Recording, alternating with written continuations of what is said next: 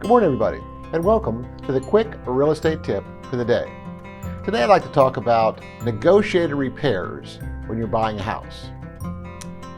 The way it normally works is you submit an offer and you have the option of buying the house contingent upon the owner doing certain repairs, but usually it's going to be purchased as is.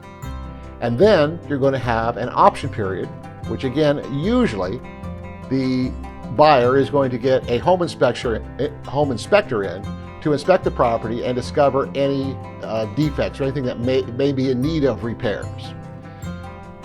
With that inspection report, you're going to have a pretty good idea of the amount of work, the amount of money that you're going to need to invest in the house to get it to, a certain level of habitability. Because that contract was submitted as is, you have the ability to negotiate, for those repairs, for the buyer either to do, for the seller either to do the repairs or to contribute a portion of the cost. But it's really going to depend upon the circumstances about whether or not that buyer is, willing to concede anything. In a scenario where the house was on the market for 3 days and has 10 offers, and you were the winning offer, it's probably unlikely that buyer is going to move too much off of the accepted price, because they have the impression that there are other people, standing in line ready to purchase it as is.